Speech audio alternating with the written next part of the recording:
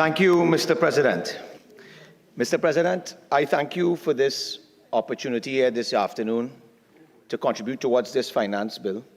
And although I am accepting and aware that I am low down on the batting lineup, I am inclined to take your advice, Mr. President, and try to avoid tedious repetition. In fact, Mr. President, I think that my colleagues here today, Senator Lutchmedial, Senator Roberts, and Senator Wade Mark, did justice in really uncovering all of the shortfalls in this bill to show the pain and the suffering that this government intends to inflict on many citizens in this country, as well as the little meager handouts and breadcrumbs that they intend to bring to citizens through some of these clauses here today.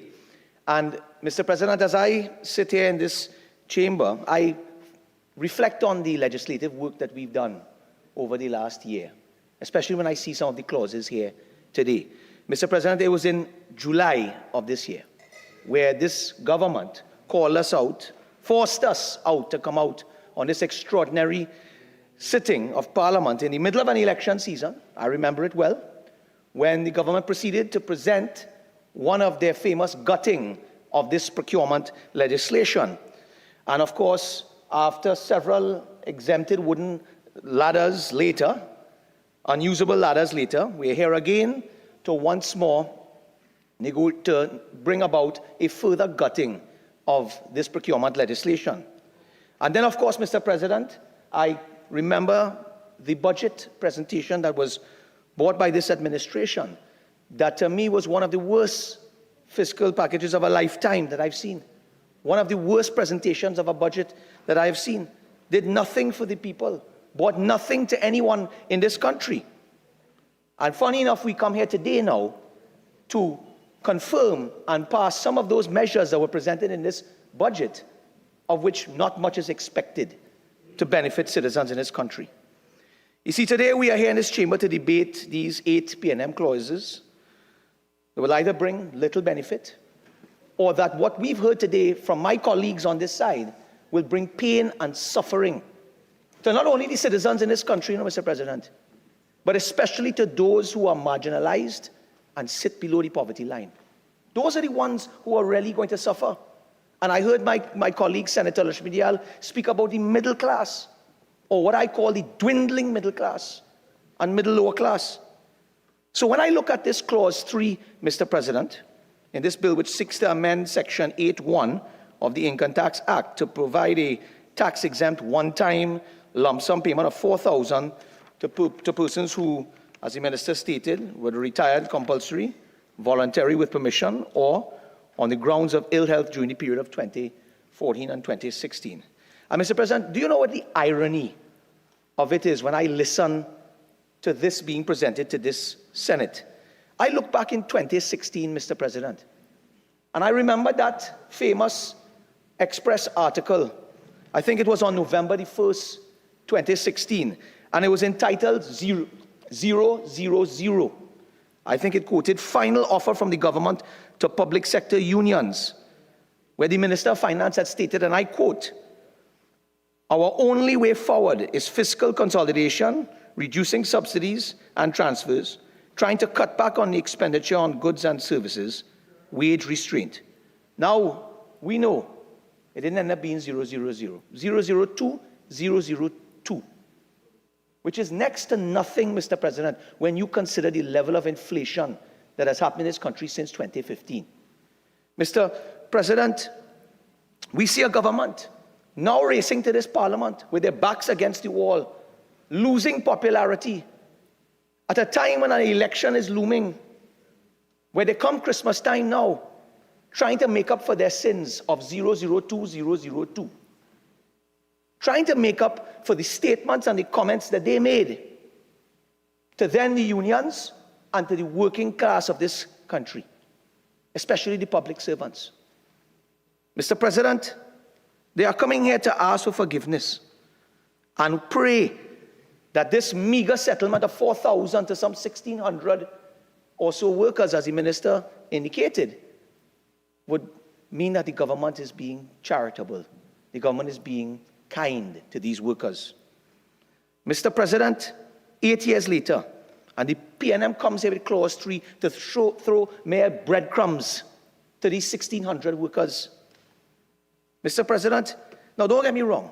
I am very happy for any small mercies that are given to these citizens who are struggling to survive under this PNM administration and an economy that has fallen and collapsed under this government. So I am happy for any little blessings that they get, Mr. President. Don't get me wrong. But you can't pretend that you have not seen the worst economy in the history of Trinidad and Tobago under this PNM government. You can't pretend you haven't seen that. And I ask myself the question, what is this clause 3 doing for those thousands of citizens? I think you said, Senator Roberts, over 120-something thousand 23 who are on the breadline today. Off the rolls of the... Not the 16,000 that are getting the 4,000, but what happened to those who are on the breadline today as a result of this government? Mr. President, you see, this government here comes in this sort of desperation to bring this level of propaganda. And they come to us and say to us, well, we are going to do this tax-free. We're doing this tax-free. Let me take you back to the debate, Mr. President, in the budget, when this was stated by the Minister of Finance. And I want to quote him, because it's important to hear the language being used during this budget debate to understand why I have a problem with this clause here today. See, Mr. President, the minister is on record and quoted by saying, listen to the language, as a gesture of goodwill, I have decided to make tax exemption this one-time 4,000 lump sum payment. Mr. President, there's a word in the dictionary for this kind of statement, and I'm not going to use it to describe the Honorable Minister of Finance, lest you stop me for being unparliamentary. But there's a word in the dictionary that speaks to that type of a sentence. You know what that word is, Mr. President? It's called arrogance. That type of statement is arrogant. To say that as a gesture of goodwill, I, who have been elected to serve the people, I will do so and provide this 4,000 as a gesture of goodwill. Let me remind everybody here today, and those who are listening to us here today, I want to remind you that every single dollar spent by this government in this country, every single dollar, whether it's to pay rent, whether it is to pay for some grant, or whether it's to give this $4,000, meager $4,000 back pay, is not any gift from any minister. This money belongs to the taxpayers of Trinidad and Tobago, Mr. President. This is taxpayers' money. So to come here and say as a gesture of goodwill, you're being disingenuous to the people of Trinidad and Tobago, Mr. President. It is the duty of the government to assist those who have been treated unfairly and to ensure that they get a fair share of this pie. So, Mr. President, the PNM government must not beat their chest on this $4,000, this meager $4,000. The government wants to believe, Mr. President, also, because I heard the Honorable Minister of Finance, who had the audacity to come here in the budget debate and speak about that they are going to be losing or sacrificing, rather, Mr. President, some $19 million to be able to facilitate these 1,600 people, workers. They're going to have to sacrifice $19 million. That was the statement that was made, Mr. President. So the government believes that this massive sacrifice is made out of some love from a politician or from politicians who will get their big salaries at the end of the day, Mr. President. Yes? So it's a big sacrifice, $90 million. Mr. President, when we think about the more than $20 million that this government pays in rent, when we think about the $12 million that was spent on a bypass road in Manzanilla that's falling apart by this government, we hear them crying about having to sacrifice $90 million for workers in this country. Hard workers who have contributed to the building of this economy. When I think, Mr. President, about the $150 million spent on Skinner Park, you can't play a proper international football game today, or even a secondary school game today. Total waste of money. That wasn't a sacrifice, Mr. President. Absolutely true. When I think, Mr. President, about the $90 million spent on an agro-maruga processing plant that is empty today because the government fails to fill it. Processing oxygen. And then they come to spend $700 million and climbing on a Phoenix Park industrial estate. But yet it is a big sacrifice to give $19 million to people in this country who have fought for this country, many of them, Mr. President, who are struggling to survive today, looking for this little pretense to get them through the Christmas season. We must never forget that, Mr. President, because they all called not for 002. They wanted a fair wage that would represent the increased cost of living in this country from inflation. Fair pay for fair work, Mr. President. Not $4,000. Mr. President,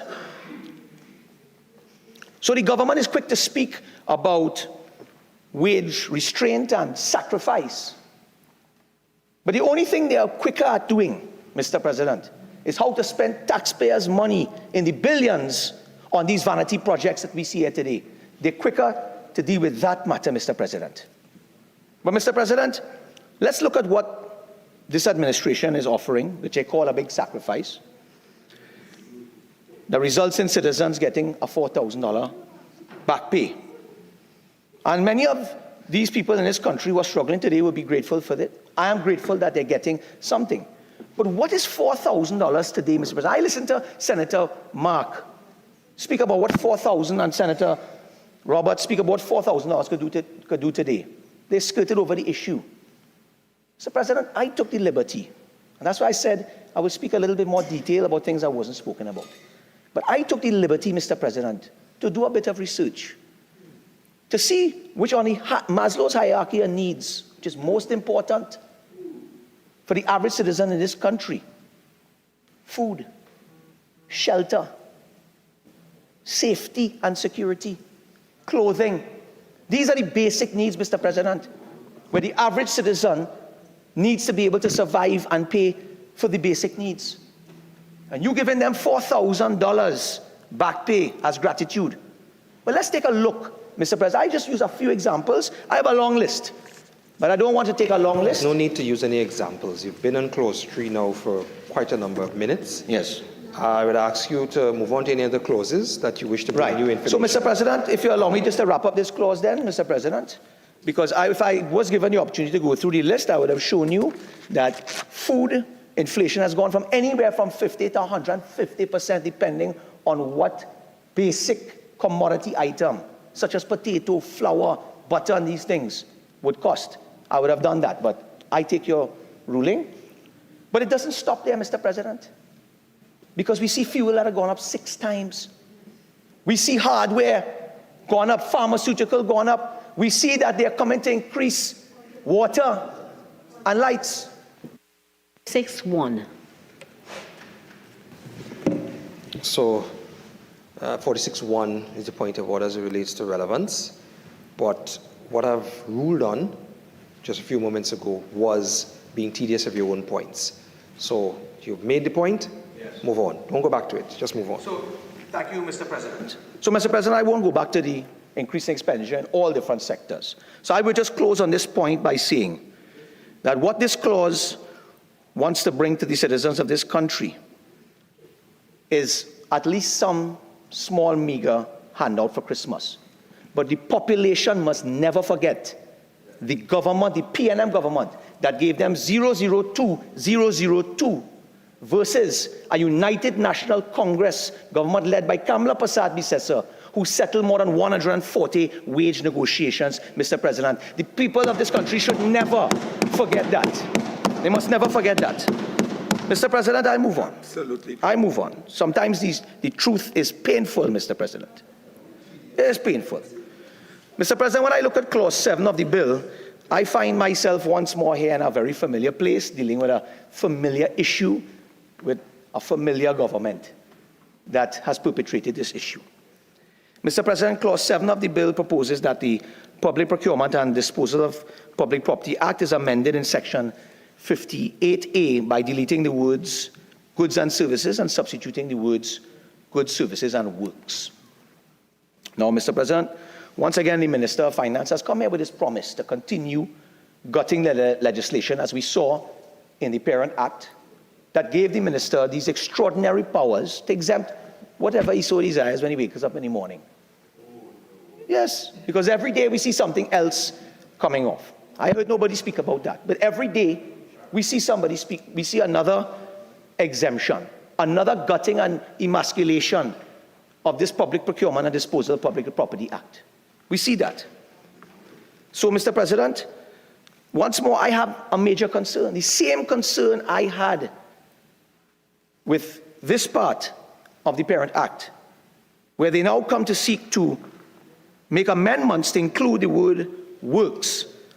It is the same problem that I have with the Act from the last time we came here to exempt this. And Mr. President, I want to tell you why, when I read this clause, the concern that leaped out to me and what I started to think about when I read this clause, Mr. President, is a document I had reviewed a time back from the United Nations. And I want the opportunity to read this here because it is very pertinent and relevant to systems, to legislation, and to regulation, and for us, and for any government to promote transparency and accountability in all of their regulations and legislation. So when I read this UN document, it is the United Nations Office on Drugs and Crimes, Module of Public Corruption, on public corruption. And it states, and I quote, Mr. President, systematic corruption in the public sector erodes public trust in government institutions. It damages policy integrity and distorts public sector outcomes. It also has a deep-seated negative impact on the public sector in that it leads to a self-perpetuating organizational culture of corruption. I'll come back to that in a second. The vested interests of the different actors in the systems make systematic corruption very difficult to fight. It thus becomes necessary to base anti-corruption efforts as much as possible on both intrinsic elements in the public sector and on external controls, including laws and regulations. Mr. President, that is what I thought about when I saw this procurement legislation continuing to be emasculated and gutted. The lack of public trust in the government when citizens of this country see that the laws, the regulations are being gutted, that transparency and accountability, and in this case, losing the ability of the public procurement regulator to chime in, to bring about better transparency, to fight against corruption. I look at this article and take this article serious, Mr. President. Mr. President, so why did I pose this here to you today? Because for me, every time, I have to ask you this, every time an administration comes to this Parliament with legislation for the sole purpose of watering it down, Mr. President, restricting the oversight of the procurement regulator, how can anyone, Mr. President, on this side here, and even on the independent side, how can anyone support further gutting and emasculation of this bill, taking away transparency, Mr. President? Mr. President? 6.1, we discussed all this in the debate, and 53.1b as well. Okay, so 46.1 is relevance, but 53.1b is tedious repetition. And yes, you yourself have indicated that this has been spoken to before by members on your bench. It is not for you to go further into it to sort of rehash what has been said. You can glaze over it just to emphasize your point, and then move on to another. So now I invite you to move on to another clause, because we've heard that argument. Thank you, Mr. President. Mr. President, I'm hoping to continue on this point because there are points that have not been made by anyone on any side here today. There are points that haven't been made. For example, Mr. President, no one brought up the fact that we came racing to this Parliament here to deal with a matter and to validate that crime summit that we had in Hyatt that cost the taxpayers So I think, millions of dollars. Senator Lyder, I think you're misunderstanding what no one brought up. Just because you use an example doesn't mean that the premise of what they've raised before hasn't been raised. It has been. So there's no need to give an example to help what somebody else has already raised. It's still tedious. Hence the reason I'm saying another clause, new information. What I want to say to you, right, because this part I've heard nothing coming from either side, right, on this clause. Mr. President, but the risks that are faced by gutting the legislation, the risks that are faced by government members as well as contractors. Because when you remove the oversight of the public procurement regulator, you now put people at risk of being pulled into something that they're not a part of because of their position in the government. And that is a completely new point, Mr. President. Mr. President, I want to go on to another part of the clause, right? When we look at clause 58A, let me state for the Senate what it states, and I quote, subject to regulations made under section 63. What clause is that, 58A? Repeat. Yes. No. What clause? Sorry. Clause 7, right? We have to understand what clause 58A in the Parent Act, states, all right? 58A. Mr. President, states, subject to regulations made under section 63, the procurement of goods and services up to $1 million are exempt from the procurement requirements under this act.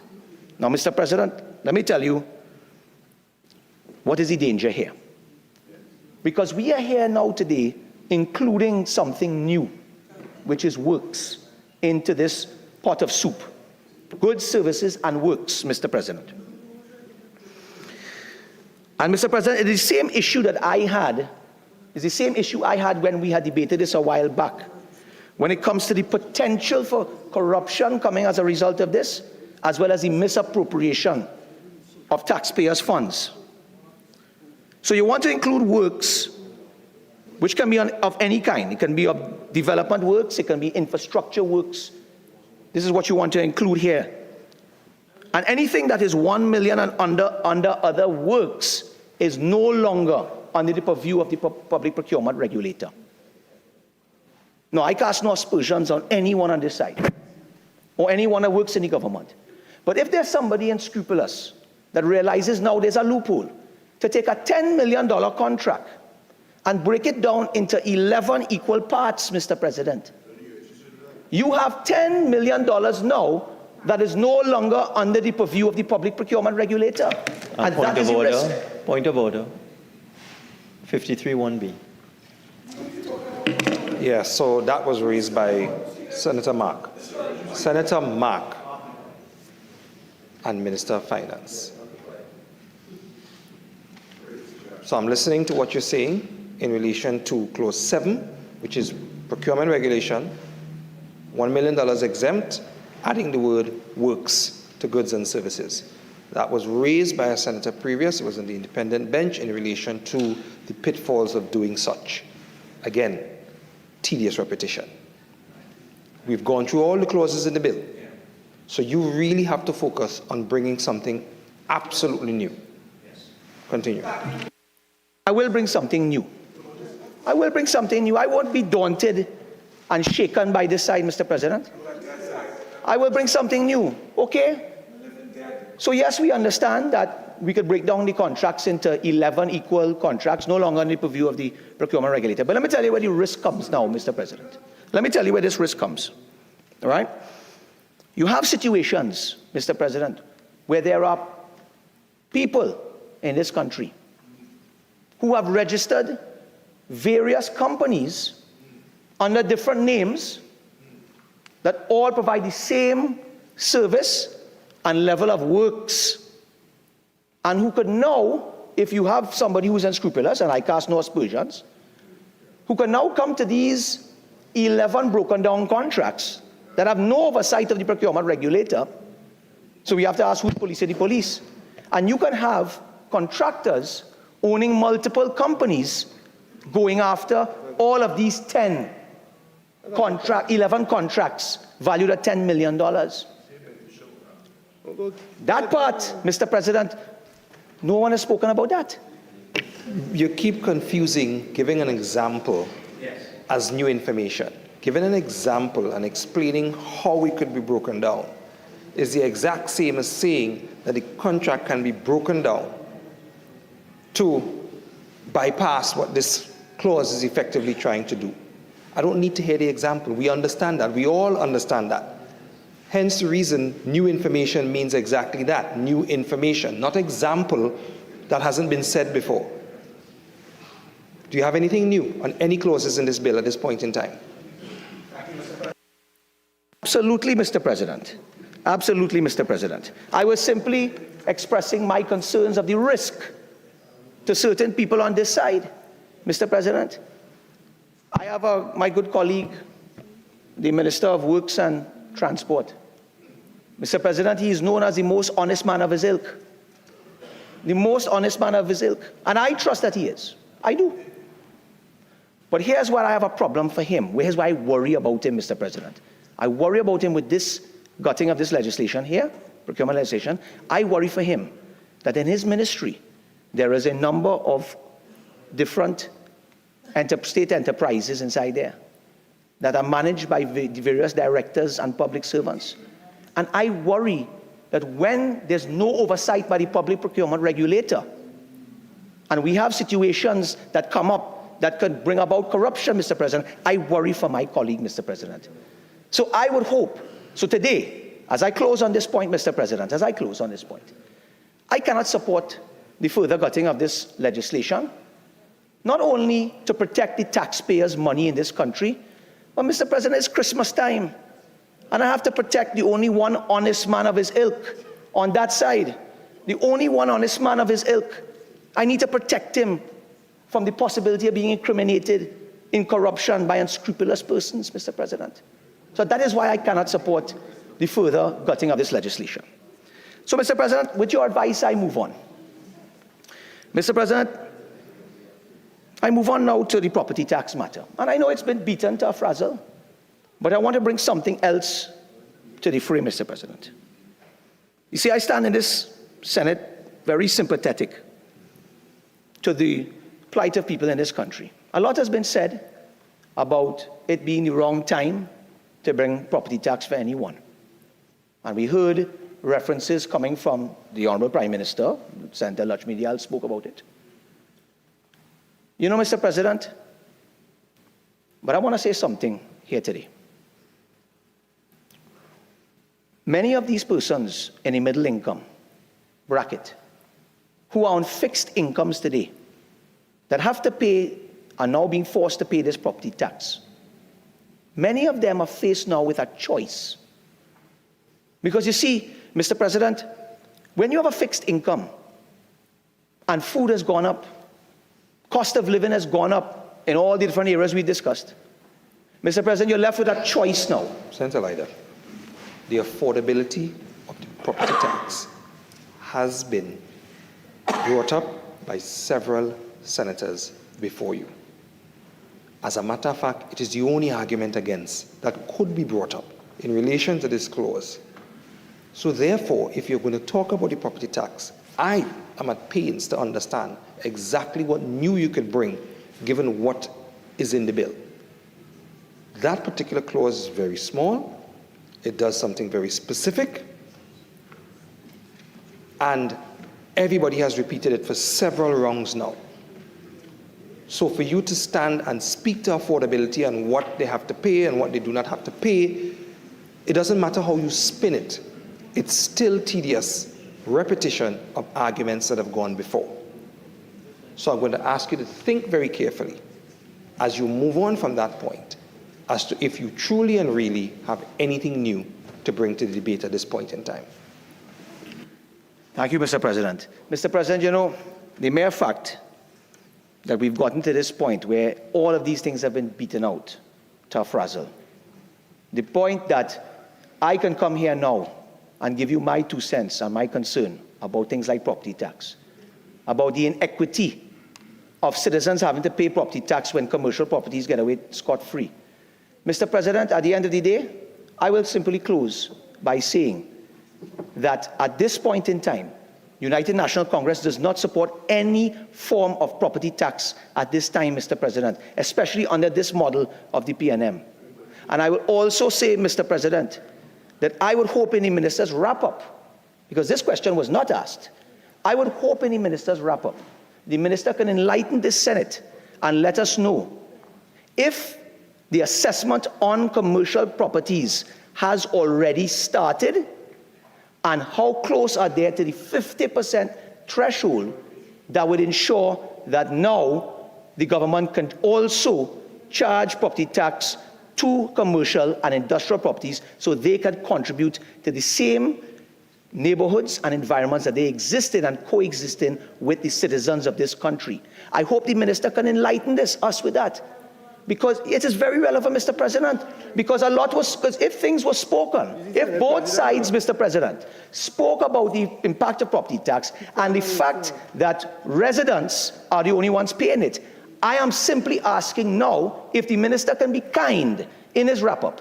to just confirm or deny whether or not property tax on industrial and commercial properties, the assessment has actually started, where are they in the assessment, and how long until they get to that 50% threshold where they can contribute to the infrastructure of the towns and cities of Trinidad and Tobago. We just want to know, the people of Trinidad and Tobago who are paying now to pay this, they want to know as well.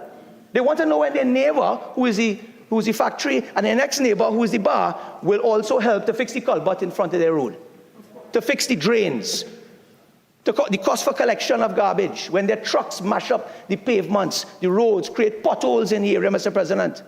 That's all the citizens want to know. And maybe then there can be some acceptance of something with property tax. But Mr. President, because I suspect that the process has not even started at this point, I suspect all that's going to be left to be done is for, in less than a year or just over a year, the United National Congress will have to come, will have to beat the PNM at the polls, and when we win the next election and UNC is in power, we will scrap the property tax, Mr. President. We will scrap it. I hope that was relevant, Mr. President. I hope it was very relevant and brought something new to the table for you. But so, as I close off, Mr. President, right, when I look at this bill and I glance onto the other side, Mr. President, when I look at them, it reminds me, Mr. President, of that Japanese proverb of the 3 animals. The ones that they don't hear, they don't see, they don't talk, Mr. President. I see nothing, I hear nothing, I say nothing, Mr. President.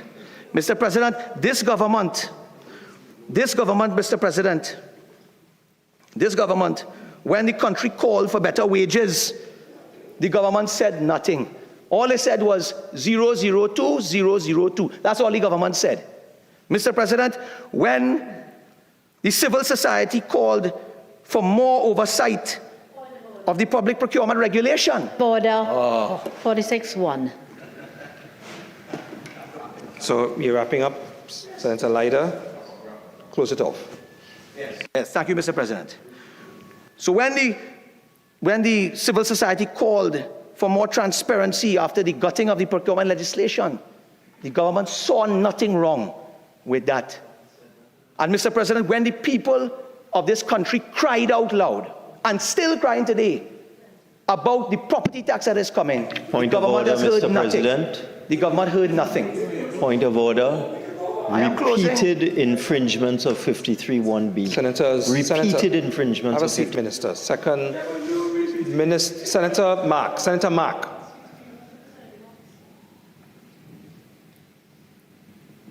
Point of order, Minister of Finance. Repeated infringements of 53(1)B. So you only have a few more minutes, Senator Lyder. You've summarized what you've said before. Just close it off. Mr. President, all I was simply saying is that this government hears nothing, sees nothing, speaks nothing, does nothing, Knows nothing. everything. Nothing. But listen, let me tell you, Mr. President, they know nothing. But Mr. President, we in the United National Congress will continue to listen Tell him. to the cries of the people. Mr. President, we will continue to see through the mamagai of this government, Mr. President, and we will continue to use our voices to continue to hold this government to account as we call towards transparency and accountability in this country. Thank you, Mr. President.